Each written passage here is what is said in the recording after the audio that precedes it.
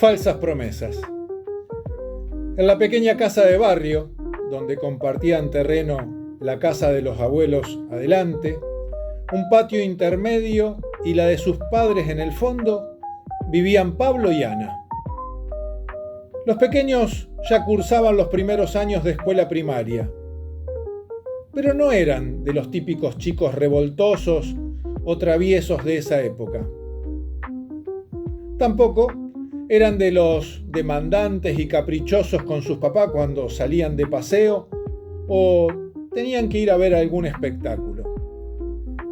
Parecían más grandes en sus comportamientos para sus 10 años el varón y 9 la nena.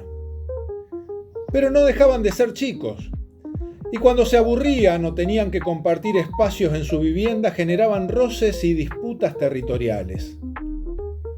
Ni hablar cuando era la hora de la leche y querían ver algún programa distinto a la televisión en blanco y negro, con solo 4 canales como opciones. Las peleas que iniciaban con gritos, continuaban con empujones, tirones y la caída de alguna silla u objeto decorativo en el breve recinto que componía el living, cocina, comedor. En ese preciso momento intervenía su madre.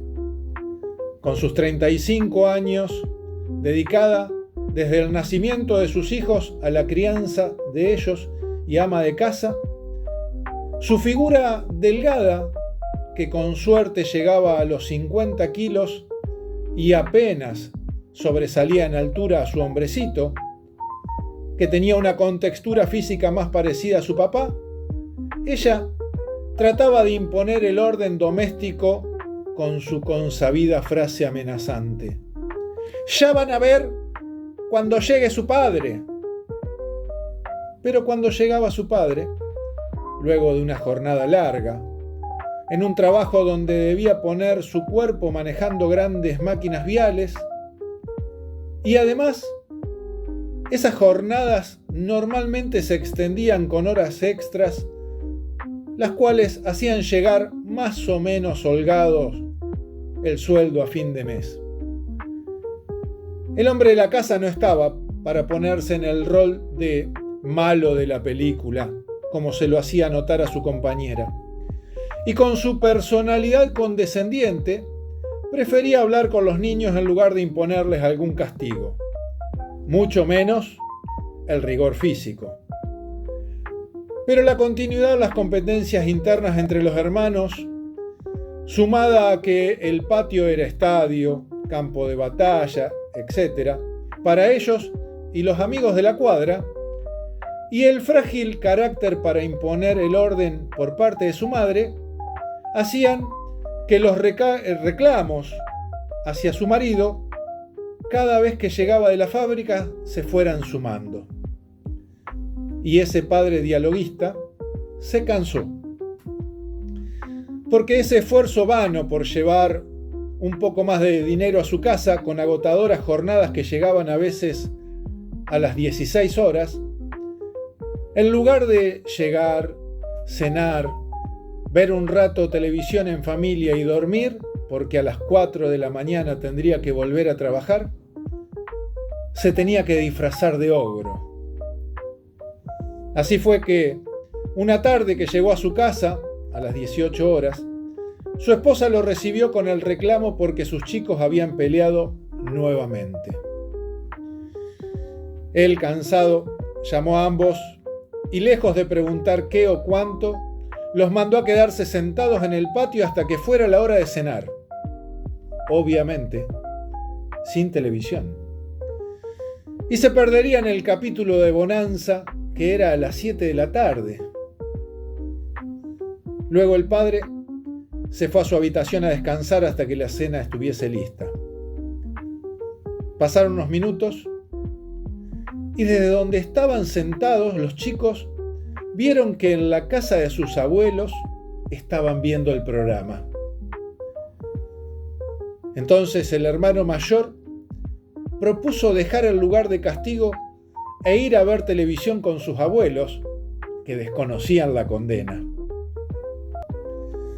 Además, su madre estaba concentrada en la cocina y no repararía en dónde estaban los chicos. La hermana menor accedió e ingresaron saludando a sus abuelos como si nada pasara.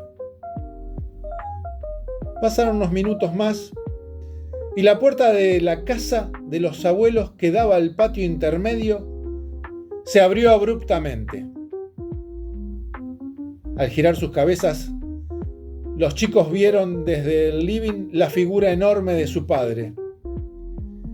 Y antes que dijera con voz autoritaria, «Vamos», ambos habían iniciado la retirada.